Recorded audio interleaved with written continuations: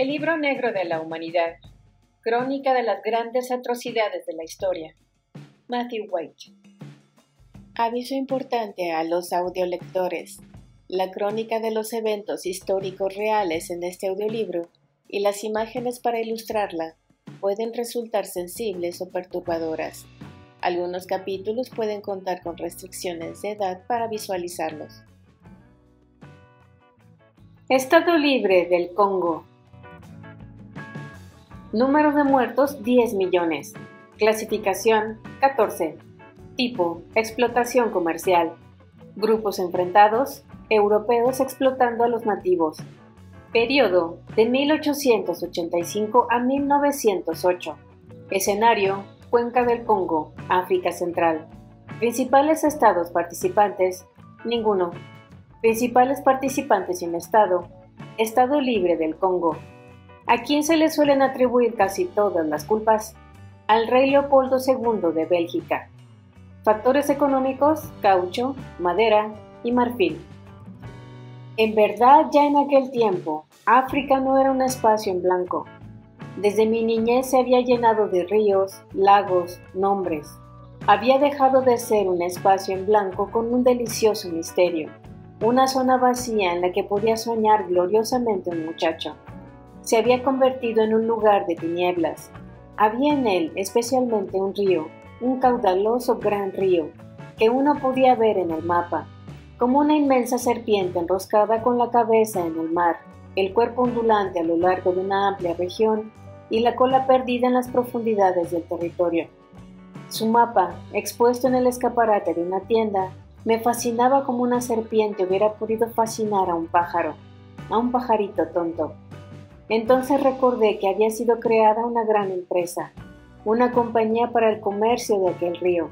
Maldita sea, me dije, que no podían desarrollar el comercio sin usar alguna clase de transporte en aquella inmensidad de agua fresca. Barcos de vapor. ¿Por qué no intentaba yo encargarme de uno? Seguí caminando por Fleet Street, pero no podía sacarme aquella idea de la cabeza.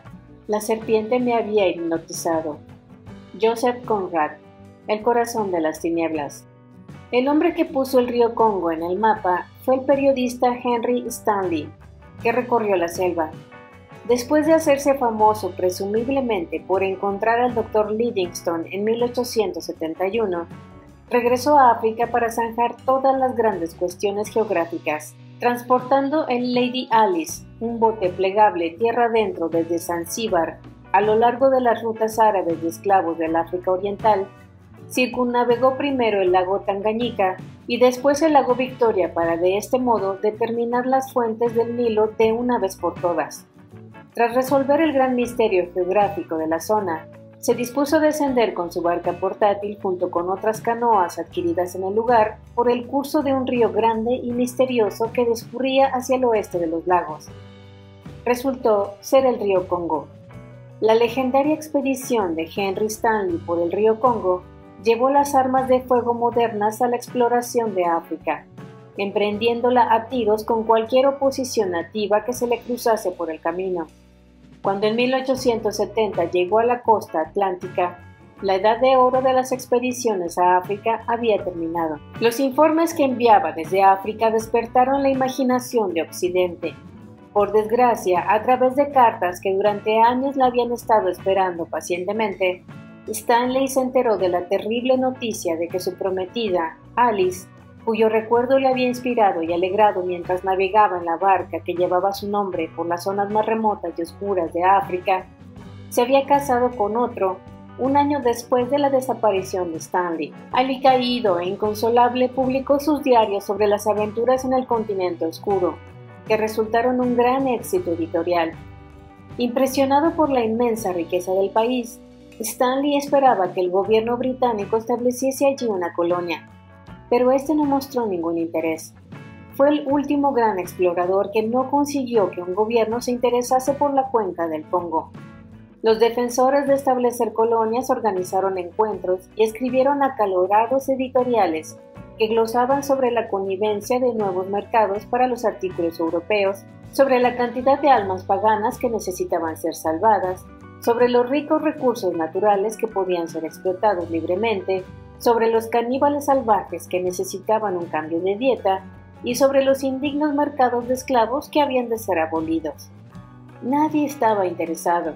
Los gobiernos europeos adoptaron la sensata postura de la clase media que consideraba que las colonias costaban más de lo que valían.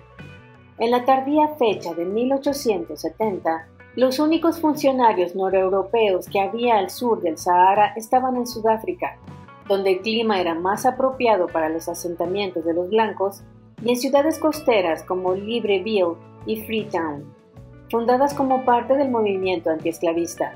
Los misioneros rondaban por el corazón de África, pero lo hacían por su cuenta y riesgo, sin la protección de sus gobiernos. Un hombre de dinero y de buen gusto. Entre aquellos que no lograban convencer al gobierno para que asumiese la carga del hombre blanco, estaba el rey Leopoldo II de Bélgica, un hedonista peligrosamente astuto que buscaba tierras perdidas para conquistar. Nacido en 1835, tenía tan solo 5 años menos que su pequeño país, pero tenía grandes ambiciones. No hay naciones pequeñas, decía Leopoldo, solo mentes pequeñas. ¿Estaría España dispuesta a vender las Filipinas? Nadie parece utilizar aquella desolada franja de Argentina. ¿Qué tal si nos la ceden? Quizá Borneo esté disponible, o Nueva Guinea. Por desgracia, el Parlamento belga no estaba más interesado en establecer colonias que su homólogo británico. Las ambiciones de Leopoldo no iban a ninguna parte. Tras leer el libro de Stanley, Leopoldo trató de atraer a un reacio Stanley para fundar una sociedad.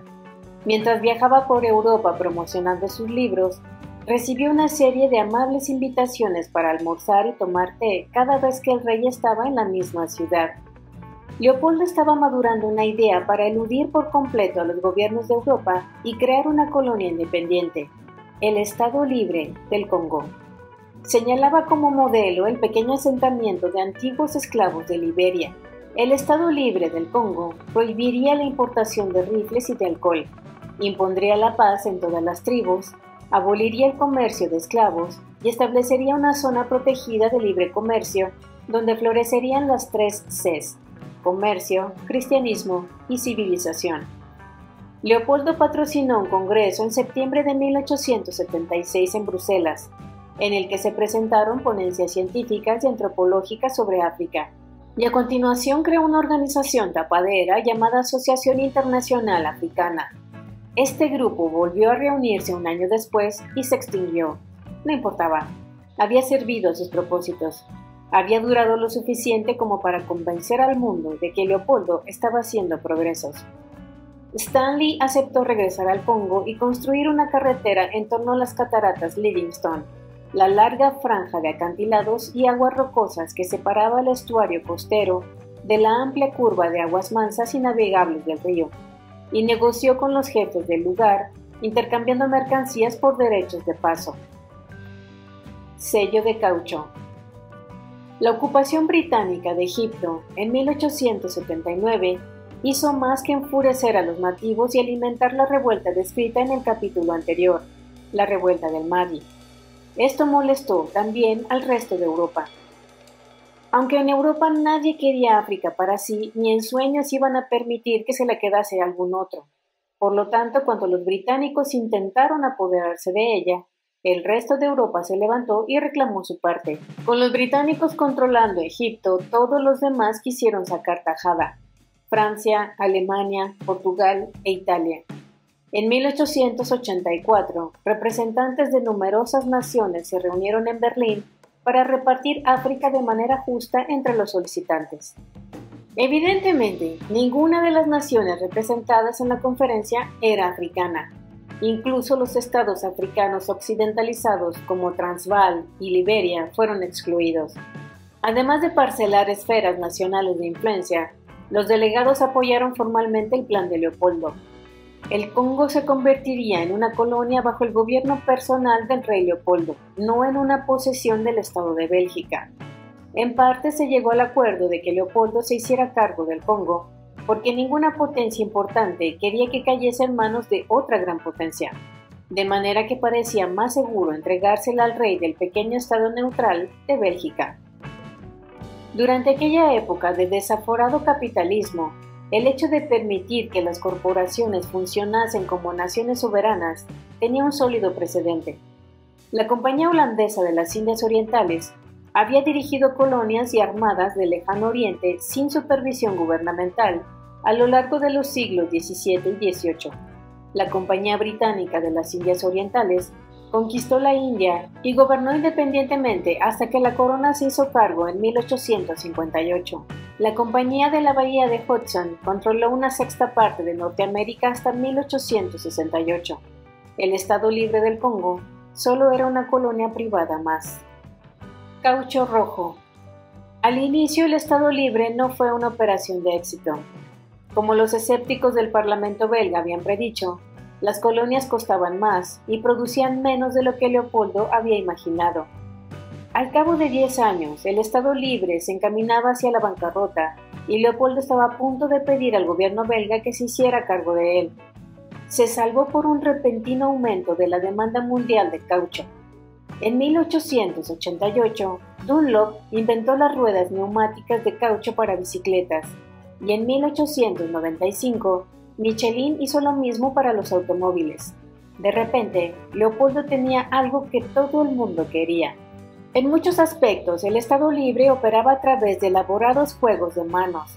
Sobre el papel, una organización increíblemente compleja servía para disfrazar el hecho de que todo el dinero iba a parar directamente a los bolsillos de Leopoldo.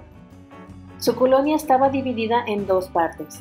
La más pequeña constituía una zona de libre comercio, en la que se concedía a los inversores contratos que garantizaban derechos comerciales exclusivos sobre un determinado servicio, producto, región o industria. A un consorcio se le vendió el contrato para construir el ferrocarril en torno a las cataratas Livingstone.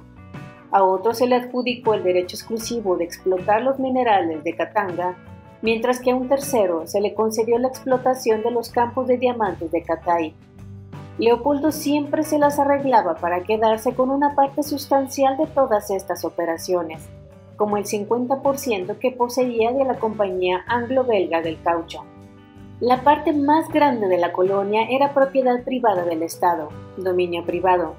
Los funcionarios del gobierno cobraban salarios bajos, pero obtenían lucrativas comisiones dependiendo de lo que pudieran arrancarle a su distrito. El dinero que enviaban volvía al tesoro del Estado para cubrir los gastos de explotación.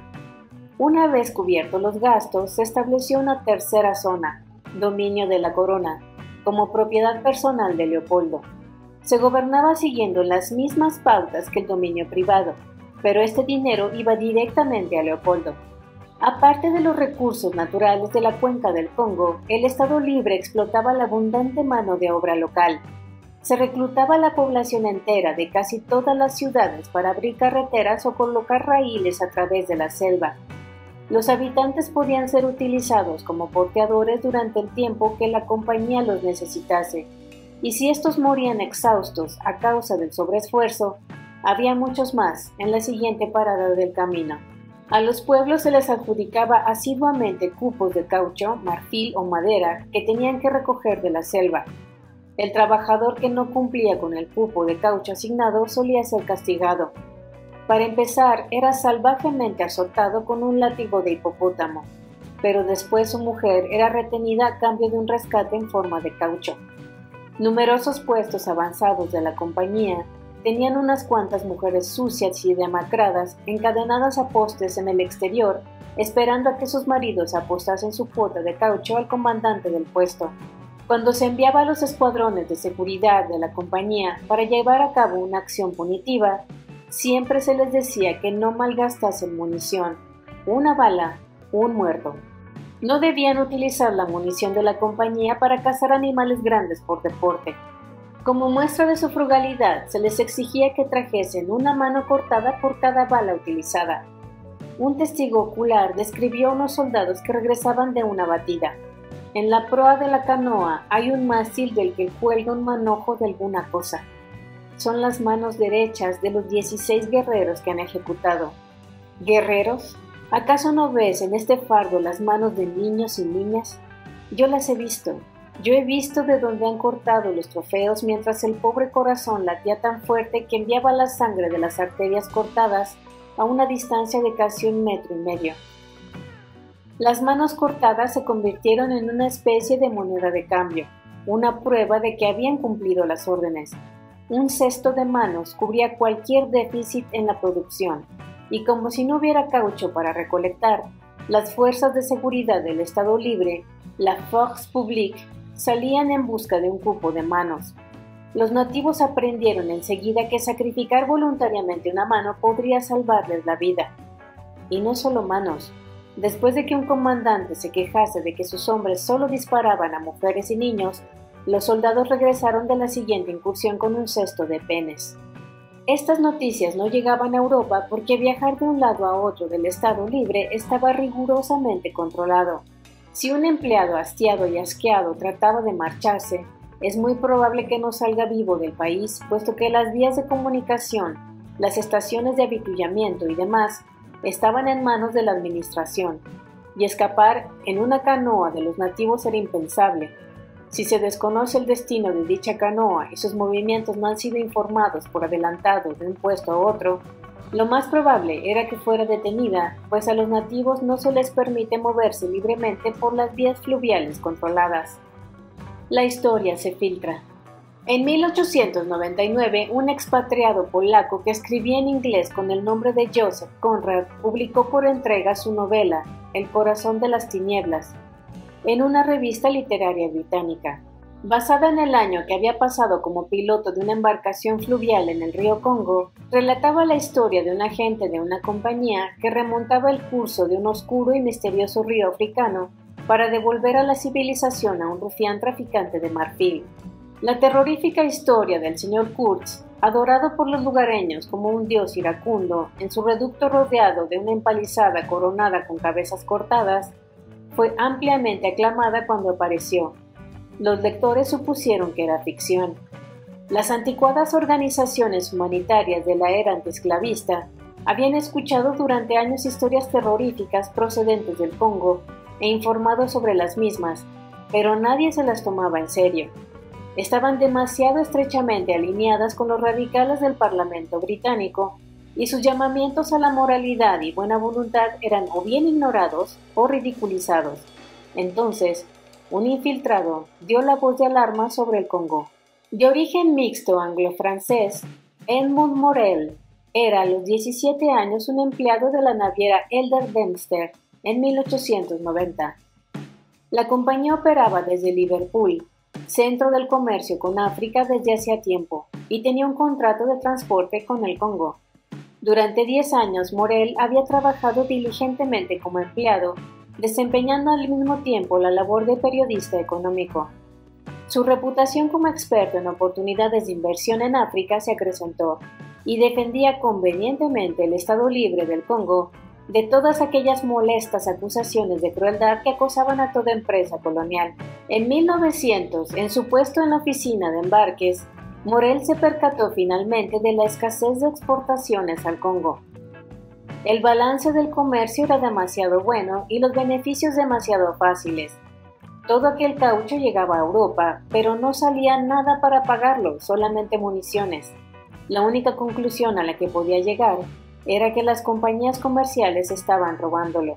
También se dio cuenta de que los libros oficiales estaban amañados para ocultarlo.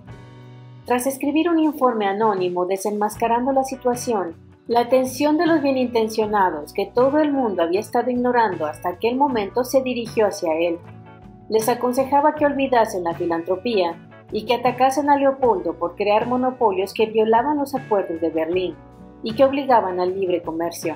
Les aconsejaba que azuzasen el resentimiento por haber excluido a Gran Bretaña del comercio lucrativo.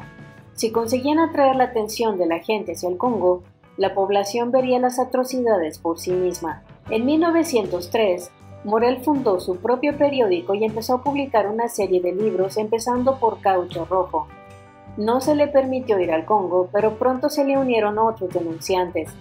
Como el correo que salía del Congo estaba censurado, sus informadores tuvieron que esperar hasta regresar a Europa para poder ponerse en contacto con él. La presión dio resultado cuando el Ministerio de Asuntos Exteriores británico pidió a su cónsul de África Central, Roger Casement, que preparase un informe. Casement era un irlandés de 38 años que había estado recorriendo el Congo durante casi 10. trabajando durante un tiempo con Stanley para la naviera Dempster Elder, trasladando marfil, uniéndose a los misioneros baptistas y a veces desapareciendo en la selva con sus perros durante largos periodos. Él podría contarte cosas, decía su amigo Joseph Conrad de Casemont, cosas que yo he tratado de olvidar, cosas de las que nunca había oído hablar. Pero hasta entonces nadie fuera del Congo se había interesado por lo que Casemont había visto. En calidad de cónsul británico en el Congo, Roger Casemont hizo público un informe minucioso basado en relatos fidedignos de testigos presenciales que ponían de manifiesto atrocidades en masa.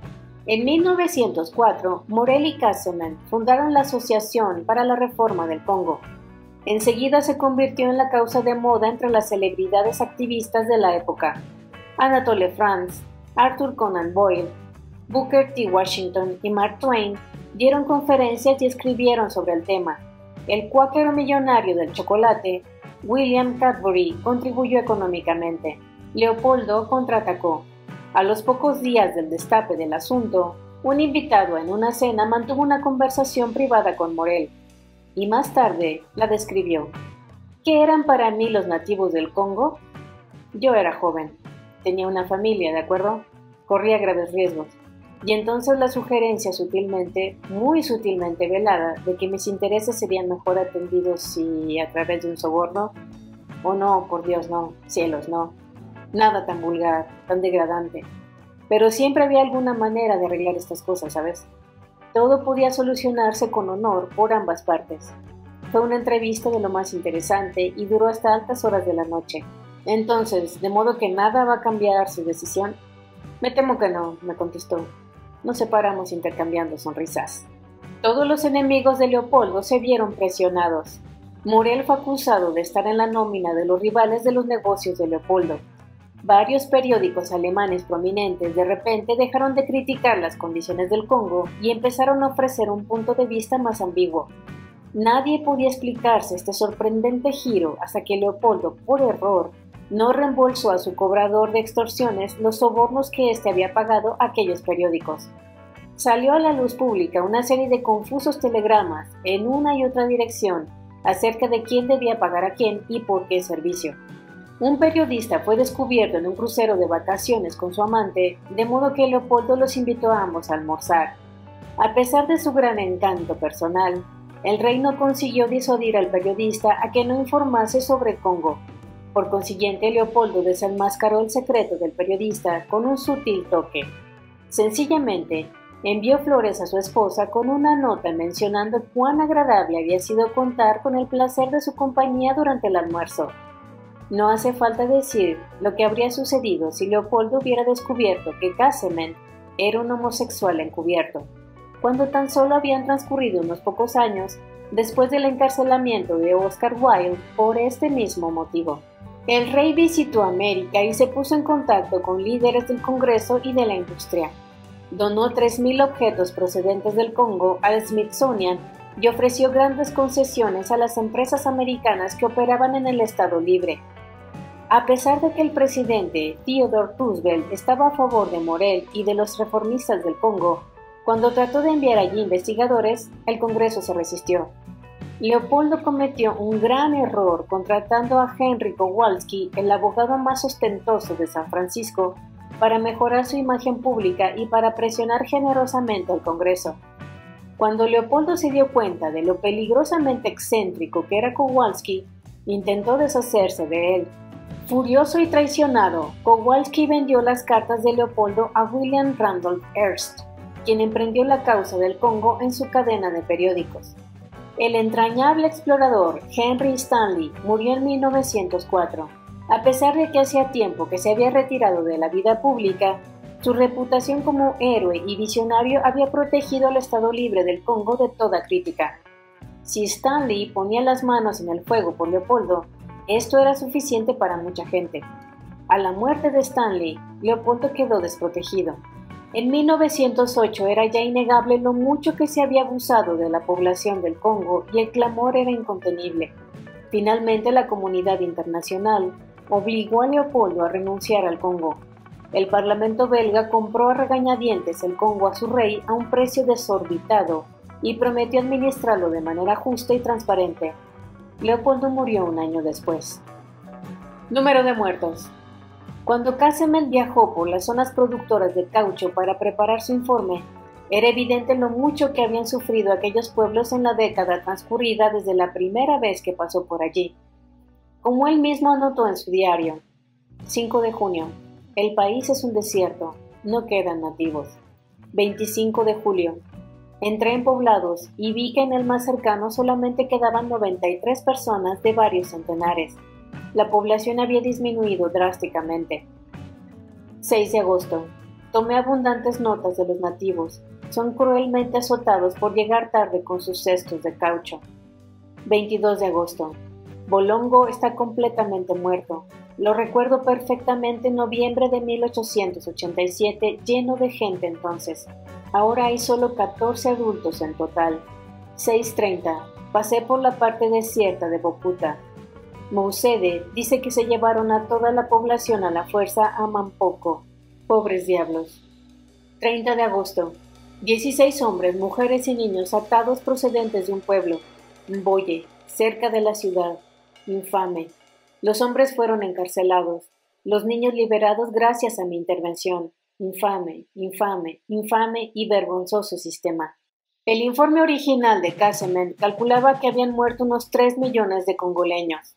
Morel estimó que en un principio la población del Congo se situaba en torno a 20 o 30 millones, pero que después se desplomó hasta quedar reducida a tan solo 8 millones. Durante gran parte del siglo XX, esta fue la cifra de muertos más frecuentemente mencionada. En 1977, el periodista Peter Forbat, de El Río Congo, situó el número de muertos en 5 millones. Hoy en día están consensuadas las estimaciones ofrecidas por Adam Hochschild en El fantasma del rey Leopoldo, donde afirma que la población original del Congo, de 20 millones, quedó reducida a la mitad por las atrocidades. Lo que sí puede decirse con toda seguridad es que la población del Congo cayó en picada durante las 2 décadas que duró el Estado Libre. La mayoría de las muertes fueron causadas por enfermedades propagadas por el desplazamiento de la población, que moría de hambre y de sobreesfuerzo. La viruela, originalmente endémica de la costa, se extendió hacia el interior. La enfermedad del sueño, endémica en el interior, se propagó hacia el exterior. La opresión directa también se cobró su cuota. Solo en un año y solo en uno de los distritos del caucho hay constancia de que los soldados gastaron 40,000 cartuchos de munición, por lo que presumiblemente debieron de presentar un número idéntico de manos cortadas para demostrar que no estaban malgastando las balas.